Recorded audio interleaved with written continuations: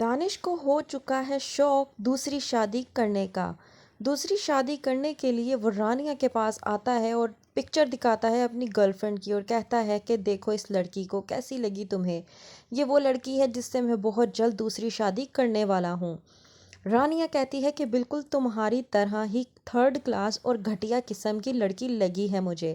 اس بات پر دانش مسکرا اٹھتا ہے اور کہتا ہے کہ مجھے لگتا ہے کہ تمہیں جیلس محسوس ہو رہا ہے اس لڑکی سے کہ میں اس سے شادی کر رہا ہوں اور تمہارے اوپر سوکن آ جائے گی۔ رانیہ کہتی ہے کہ میرا تمہارے ساتھ اس طرح کا کوئی رشتہ نہیں ہے کہ اگر تم کوئی دوسری عورت لے آؤ گے تو میں اس سے جیلس محسوس کروں گی۔ تم جس سے شادی کرنا چاہو کرو، مجھے اس سے کوئی پرواہ نہیں ہے اور میرا اور تمہارا رشتہ نہ ہے، نہ تھا اور نہ ہی کبھی ہوگا، تو اس بات کی غلط فہمی تو تم اپنے دل سے نکال ہی دو۔ دانش کہتا ہے کہ یہی وجہ ہے کہ تم نے میری محبت کو ضد میں تبدیل کر کے رکھ دیا ہے۔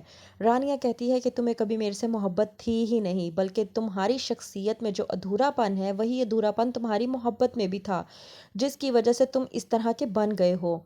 یہاں ثنا پوری طرح سے حمزہ کو امپریس کرنے کی کوشش کر رہی ہوتی ہے، اس کے لیے تیار ہو کر آتی ہے۔ حمزہ اسے دیکھ کر اگنور کر دیتا ہے۔ ثنا اسے منانے کی کوشش کرتی ہے تو بدلے میں حمزہ کہتا ہے کہ ثنا، میری تم سے کسی بھی قسم کی کوئی بھی ناراضگی نہیں ہے، بلکہ یہ ایک جنگ ہے۔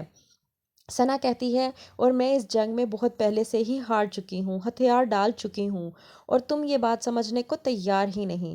حمزہ کہتا ہے کہ میں نے جو تمہیں کہنا تھا وہ میں کہہ چکا ہوں، تم اپنی نانی سے کہہ کر جرم قبول کرواؤ اور یہ ثابت کرواؤ کہ رانیہ پاکیزہ ہے اور تم لوگوں نے جان بوجھ کر اس پہ الزام لگوایا، تب ہی کوئی بات بن پائے گی۔ ثنا کہتی ہے کہ اس طرح مت کرو، میں تم سے بار بار کہہ رہی ہوں کہ مجھے اپنا لو۔ حمزہ کہتا ہے کہ ایسا کسی صورت نہیں ہونے والا۔